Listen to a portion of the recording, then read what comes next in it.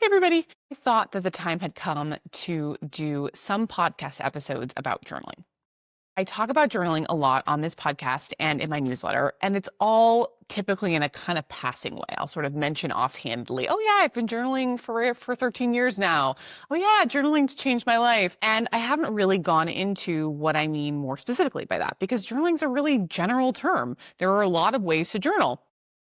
And it is a practice that I also assign a lot to my clients. And over time, I found that when I did assign it to clients without more specific instructions, some percentage of the time, they ended up doing a kind of journaling that was not as useful or as impactful as I would have liked it to be for them. Or sometimes they would tell me that they had tried journaling in the past and they didn't like it, or they didn't think it was effective. And when I followed up to kind of ask just, what kind of journaling have you done? It would turn out that what they've been doing was a kind of journaling that, again, I wouldn't say is wildly effective. And I don't personally like to do either. And before we get into anything else, I always want to give the caveat that journaling isn't for everyone. I definitely have some clients who, even after I give them the more specific instructions that I'm going to give in this episode and the next one, they never truly enjoy or feel like they get benefit from journaling. And that's totally fine. And there's lots of other useful practices and tools for them. But I've also found over time that many, many people who start by telling me that they just aren't journalers, at least 50% of the time, those people end up loving journaling. Not everyone. Again, some people continue to not like journaling, and that's totally fine. But just because you think you don't like journaling doesn't necessarily mean that you will end up not liking journaling.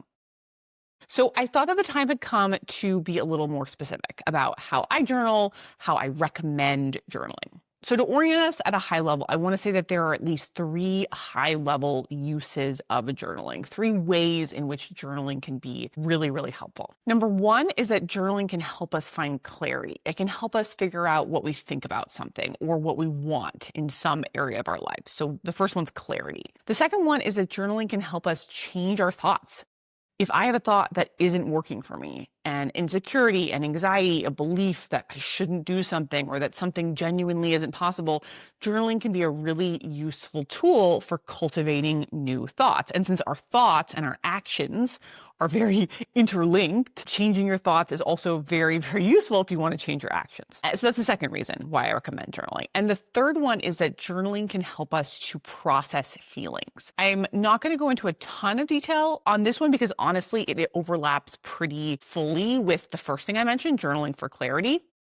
The methodology that you use for both of those is pretty similar, but the methodology that you would use for journaling for clarity, number one, versus journaling to change your thoughts, number two, is meaningfully different enough that I thought it merited two separate podcasts. So I'm going to talk about journaling for clarity today, which is kind of the starter journaling, the journaling that tends to be the first thing that I have clients do if they haven't really journaled before. And then in my next podcast, I'm going to talk about how to journal and how I journal in a way that genuinely helps you shift your thoughts. So as I said, this podcast today is about journaling for clarity or journaling to figure out what you want or what you think about something.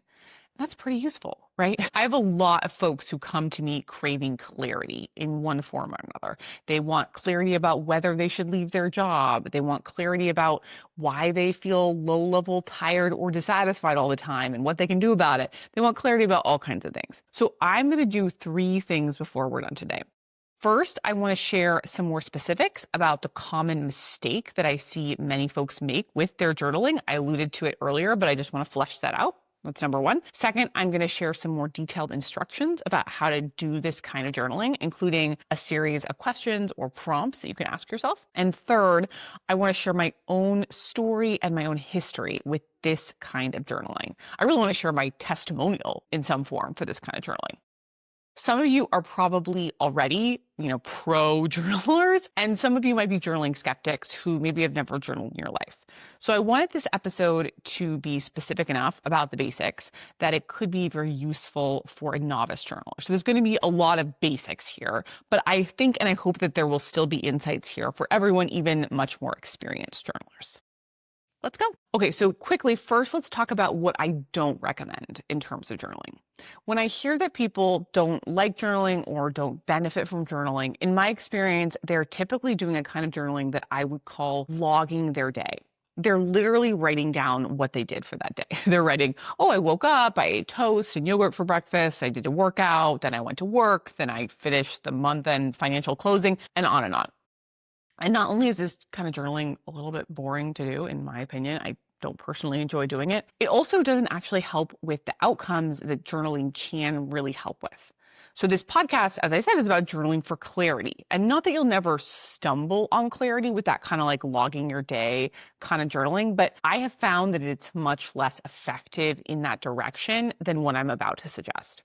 Again, there's nothing wrong with doing this kind of journaling if you enjoy it or you get benefit from it. I just want to call it out because I find that if people tell me they don't like journaling, like 75% of the time, this logging your day journaling is what they have been doing. So I just want to open your mind that journaling could be something else. Okay, so with that in mind, I wanted to share my instructions for how to journal for clarity. So first, I'm going to share my recommendations about what to journal about. Then I'm going to share how to journal in terms of the process and tools. And then third, I'm going to talk about how long I recommend journaling. So first, as I said, what to journal about. That's the money question, right? If you're not logging your day, what are you writing about? The most basic instruction that I would give if you're journaling for clarity or to figure out what you want is that you want to use your writing time to kind of just muck around in the issue that you are confused about. You just want to spend time with this thing that you're not clear about. You want to write about what you're confused about or what is hard or painful for you there. You want to write about what you're yearning for, and you kind of see where you go from there. Maybe it will feel natural to give yourself some empathy in writing for how hard or tricky this problem is. Maybe you're going to list out all the possibilities you can think of for how you might proceed and then just kind of like reflect on your feelings or your thoughts about those options. Maybe you will be imagining what next steps might be there for you and then kind of exploring all the things that are in the way of those next steps so you can see the obstacles more clearly and how you might engage with them. I'm going to give you some more specific instructions and prompts in a minute, but you honestly probably don't need them. I typically find that just imagining journaling or conceptualizing journaling as a chance to spend time with the problem and explore the contours of it, or just imagining the problem like this ball of yarn and you're just pulling on different threads, that gets most of my clients 80% of the way there. So as an example, if you want to know whether to leave your job or whether to start dating again or whether to move, just reflect on that question. Spend time with what's difficult there and what you're dreaming of in that area in writing. Just the act of spending an extended period of time reflecting on a key issue in writing, it will yield more insight. And for the record, just in case you're thinking this will be different than thinking thoughts about this problem in your own brain or talking to your best friend or mom or partner about this. I wanted to call that explicitly because I think many people think, well, I don't need to write. I'm thinking about this all the time anyway. Or they'll think to themselves, I've talked my best friend's ear off about this anyway. And you're wrong about that. Lovingly, kindly, I want to say you're wrong about that because journaling will be different. Ruminating in your own brain is very, very different from writing it down. There is something about the act of using a pen and a paper that forces us to slow down and stay really present in our thoughts, which then processes them quite effectively. So we find ourselves quite naturally moving to solutions. And in that solutioning, we quite naturally begin to access our creativity and our resourcefulness and also clarity about what trade-offs exist and what trade-offs we're willing to make. Journaling is also really different from talking to someone we love. Both of them are important, of course, but journaling by yourself, you can go into a lot more detail. You can make a lot more creative moves about possibility. It's just different in a good way. And again, talking to people you love is amazing. Please keep doing that. This is an and situation, not an or situation, but I do highly recommend this and. So as I said, the most basic structure for this kind of journaling is just to reflect on the issue, muck around in the issue. And I did want to give a client example here. So I had a client recently who was wanting to book more vacations, more time off from work, but she kept not booking vacations and time off of work. And I invited her to just take some time to write about this, write about what fears came up for her when she thought about doing this, write about what she thought about those fears. Did she think they were valid? What does she want to think instead? Where might she want to go on vacation?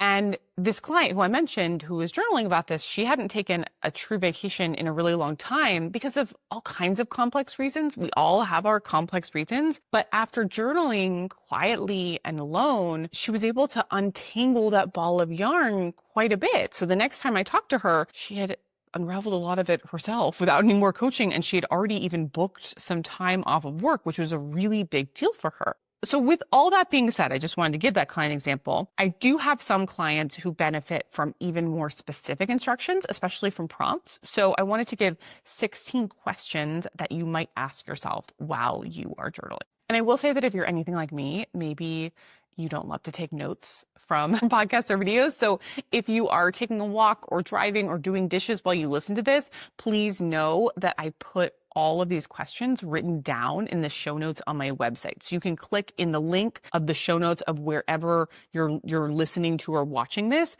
and then you can go to my website and see those questions, and you can copy paste them into your notes app, or you can print them out, or whatever you want to do. But for now, I'm just going to read these here. You can use one of these questions or all of these questions to explore the contours of your issue. So here are 16 questions you might journal about. Number 1, what am I afraid of about this issue? Number 2, what am I resisting about this issue? 3, what do I long for about this? 4, what do I feel called to do or be? 5, what is my absolute dream life, maybe in general or just with respect to this issue? 6, what would I never want my partner, friends, teammates to know about me with respect to this issue? 7, what secretly annoys me with respect to this issue? 8, what would happen if I did blank? How do I feel about that? 9, who am I jealous of and what do I envy about their life with respect to this issue? 10, if no one would care either way, what would I choose? 11, what am I avoiding admitting to myself? 12, if the finances would be okay no matter what, how might I act differently? 13, what issues about this make it tricky to understand how I feel? And 14, what scares me about this? And 2 last notes here about what to write about. First, please don't be rigidly constrained by the topic you came in with. I know that I said that you want to muck around in this issue, and that's true, but also you don't have to be so rigidly contained by the topic. Like, if you are writing about, to give my client example, the fact that you're struggling to actually take time off of work, but then that leads you to reflecting on your energy and your friendships and your feelings about your work and your boss, and also you're yearning for more enrichment in your life, even beyond travel. Like maybe you want hobbies in your day to day, that's all beautiful. And that's exactly what I want you to do. So when I say spend time with the problem, please don't confine yourself there. But if you do want clarity on something, then yes, start with the problem, but reflecting on that might bring up an important additional insight in other areas of your life, and you probably do want that too. And second, I will say that some people benefit from a more soft startup. Like just getting straight into the problem feels a little intense for them. So they might find themselves so they might benefit from giving themselves space to reflect on their day a bit, or just, in general, reflect on things in their lives. And that's okay too. I just emphasize that I don't love logging one's day as the only thing that you're doing, because again, I find that many people who hate journaling or say they don't get benefit from journaling, all they're doing is logging their day. And I want to make sure you avoid that. So that is my overall section on what to journal about. Now let's talk about how to journal. My recommendation, if it's possible for you, is to journal longhand. So journaling with paper and pen or pencil and writing on a piece of notebook paper or whatever. I love typing. I obviously type many things, but when you want to journal for clarity, there is something about doing that writing with a pen and paper that elicits something different. I think it's because it slows you down a bit and there's kind of like a more visceral nature to it, just kind of processes feelings more effectively, yields more clear insights. Believe me, I've tried all the ways. So that's my recommendation, but I will also say that if you have some sort of physical limitation where you can't do that, I have had people tell me that for all kinds of reasons, physical, muscular, body reasons, they can't write longhand. Don't worry, you can type, you will totally still get benefit. But yes, if you're able to write with pen and paper, that's my strong recommendation. So that's how to journal. And finally, I want to talk about how long to journal. So there's two different approaches here. One, if you're just trying to get clarity on a really specific issue, then it may be that all you need to do is to sit down and reflect on that specific issue. It might be that one session of journaling, which might range from 15 minutes to an hour, maybe that's enough. Or maybe you'll do a couple of sessions, and that's enough. So that's one approach, just as needed. That can be great. But the second approach, if it's a really sticky, tricky, confusing topic, would be that I would recommend doing a more consistent journaling practice over an extended period of time. So for example, if you journal about a given topic every day for 2 weeks, I can virtually guarantee that you will have a bunch of extremely useful insights that will move you in a meaningful way towards clarity. If you wanted a more specific recommendation for exactly how much to write, my personal favorite writing practice is from Julia Cameron and the Artist's Way. It's called Morning Pages. It's very well known. Cameron suggests writing 3 pages longhand per day. So 3 pages with a pen and paper every day. Obviously, with 3 pages, you're going to cover a lot of different things. You don't have to be quite so narrowly focused on your specific topic. But I would say that if you're wanting clarity on something in particular, my suggestion would be to make sure that every day you bring up the topic that you're wanting clarity on at least once. This practice is called Morning Pages because Cameron recommends doing these pages first thing in the morning. I think that's fantastic. I think it's super useful if you can do it. I personally journal first thing in the morning for many years, but now I have kids and my life is busier, especially in the mornings. So I often don't do it first thing in the morning. And I find that I still get benefit from it. And I see a lot of clients who, for all kinds of reasons, can't or don't want to do it first thing in the morning. So sometimes they do it in the afternoon or at night, and they still get a lot of benefit too. So I just say this because I don't want you to feel like you have to be so rigid about the morning if it doesn't work for your life. Also, while we're talking about the length of journaling, I will also say that there's often a moment in my experience when you're journaling and you think, oh, I'm done. I have nothing more to say. But if you sit with it for a moment, maybe just gaze out into space, look out the window, zone out even for a moment, you'll find that you have more to write about. I want to mention this because I have a number of clients who, especially in the early stages of journaling, often say, oh, I run out of things to write after 1 page. But the more that they do it, the more that they realize there's more to say. And eventually they have no trouble writing those 3 pages at all. So I just say that if the 3 pages seem intimidating at first, in my experience, the more that you sit with it, the more that you realize you have to say. The final important thing to say here is that journaling is a practice that yields compounding results. Like doing it once is neat and certainly beneficial, and for some topics or challenges, that's all you need. But if you're really stuck or turned around or confused or not sure how to proceed in your life, the most benefit is going to come from more journaling. It doesn't have to be daily. Some of my clients get very perfectionistic about that, so I want to be very clear. But at least several times a week, you're going to get a lot more benefit. So, choose what works best for you and your life and your needs, but know that if you're not getting as much benefit as you want from it, it might be that you're not doing enough of it. Okay, so before we finish, I wanted to give my personal story about how this kind of journaling has helped me. I have long been a journaler for acute issues. Like I have these old journals from college when I was super stressed about finals or a guy I liked or something. I would often pick up a journal to kind of discharge those feelings. It was helpful to process my feelings, more like the kind of first approach I mentioned a few minutes ago. But I really started to journal in a consistent way for clarity in an ongoing daily way in my mid-20s. At the time, those of you who know my story know, I had quit my job at McKinsey. I had shaved my head. I had ended things with my boyfriend and I was unemployed. And I knew that there were a bunch of things that I didn't want in my life, but I wasn't really sure what I did want. Like, what did I want? And I discovered really fortuitously for me, The Artist's Way, this book that I mentioned earlier in that season. And in that book, as I mentioned, Julia Cameron, the author, strongly recommends this approach to journaling called Morning Pages. I had a fair amount of time on my hands. I think I was unemployed at the time, and I had a lot of confusion. So I basically figured I had nothing to lose. I remember I was living in Inwood at the time, which is this neighborhood at the kind of tip top of Manhattan, right before you cross into the Bronx. And my roommates and I had this surprisingly big apartment by New York City standards. And think you can imagine why. We were not in the middle of things in any way. So I would get up, I would make my tea, I would get my journal, and I would sit next to my desk next to this window, and I would write my 3 pages. And I was confused about so much at the time. And so my journaling was basically about everything in my life. It was about my friendships and where I lived and what I was going to do to earn a living and my energy and my romantic relationships. And I genuinely got insight about every single one of those things.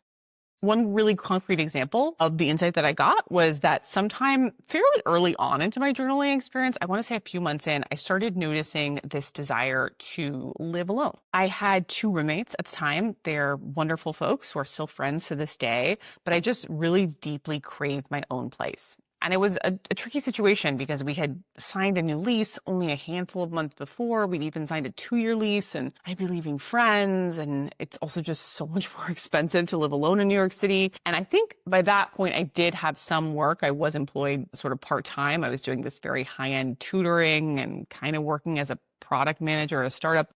Still, it felt like a lot of money to me at the time, and it didn't really seem wise.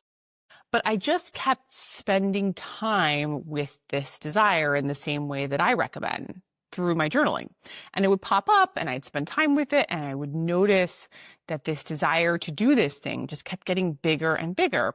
And as I spent more and more time with this bigger and bigger desire, I started just slowly spending time with my fears too, one by one, and eventually I was like, oh, here's why it might be okay financially. And the more I spent time with it, I'd think, okay, here's what I would tell my friends about moving out.